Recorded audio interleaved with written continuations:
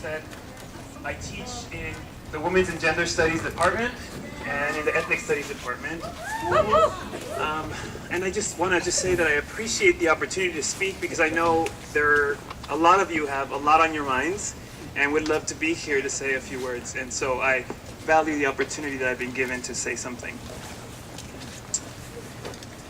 Someone broke into our house and they left a message for us. Someone broke into our house and left a message about who they thought we were, disposable, inferior, and about who they thought would have our backs. No one, a limited few. Someone broke into our house and left, of all things, a swastika, painted on the floor, a message. From what I have come to know of students and faculty on the campus of the University of Oregon, I have a hunch that these people who came into our house to leave this message will now regret having done so. They will regret this message because they did not fully understand or anticipate how their act, which they intended perhaps as a form of intimidation, is being perceived today by all of us and by the communities of people who are with us in solidarity, because they know we are gathered here today, as an act of profound and pathetic desperation. Let me speak clearly here. It is an act of juvenile desperation to go into someone's house and damage their things. It is a pathetic act of desperation, a sign of one's small-mindedness, to scrawl such an offensive international symbol of profound violence and suffering in a space that seeks to end such histories of violence and suffering. For me, this message, which indeed belongs on the floor, is a mere reminder that whomever did this act of vandalism suffers deeply from a sense of inferiority and weakness, needs to feel larger and more powerful than they really are.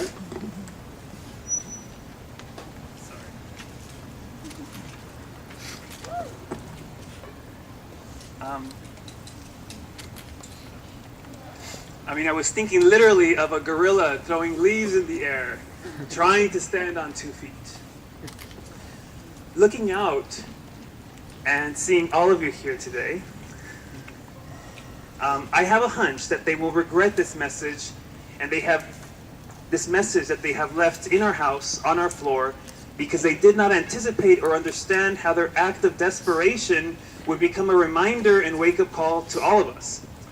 That no matter how much progress we think we've made in terms of racial and sexual oppression, no matter the fact that we have a black president or enjoy the Ellen DeGeneres show on the daytime TV, that there is a great deal of work to be done in communities among a diversity of people when thinking about how these forms of oppression, which we too often think of as separate and mutually exclusive, often and continuously intersect and inform each other. This act of vandalism is an opportunity then.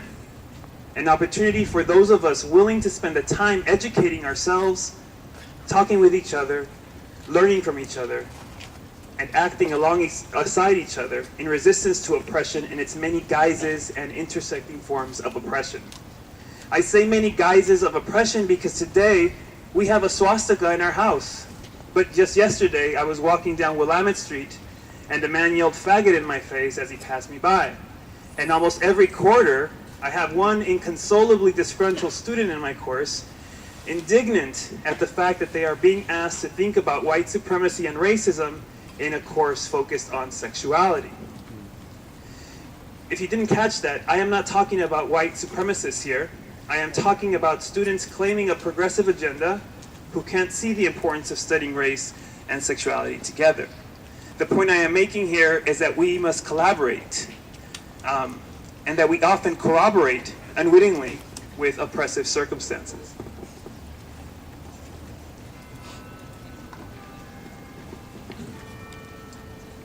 I am reminded now of one specific student, a white straight woman I once taught in an Intro to Queer Studies course, a student who claimed progressive politics, claimed solidarity with queer folk, wanted to become a civil rights attorney even, but was besides herself, angry at the fact that the queer studies syllabus she so much wanted to learn from had too many people of color in it, and was therefore not really a sexuality studies course.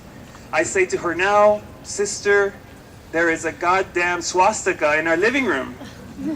Of all the symbols that could have been used to offend and intimidate queer people, you think it was a coincidence that they use a symbol of white supremacy?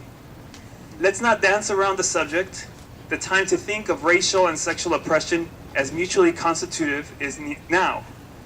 Also, the time to think of white supremacy beyond these moments of extraordinary violent spectacle is crucial.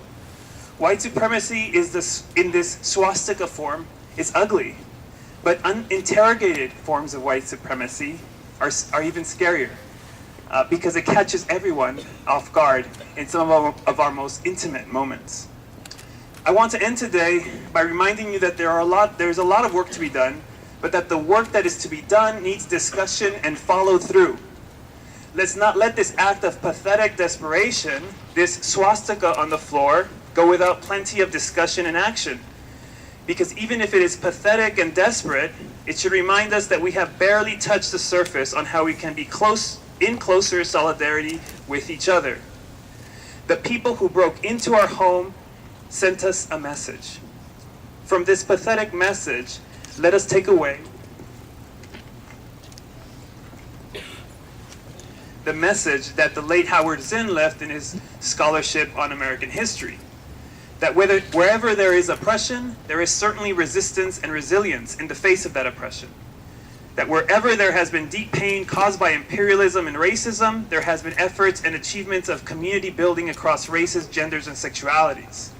Wherever there has been a swastika painted on the floor, there has always been the people who, despite their regularness and despite their race, gender, or religion, made a point of some way and somehow stepping all over that message with courage and conviction and with an eagerness to educate and create a better world. Thank you so much for being here today.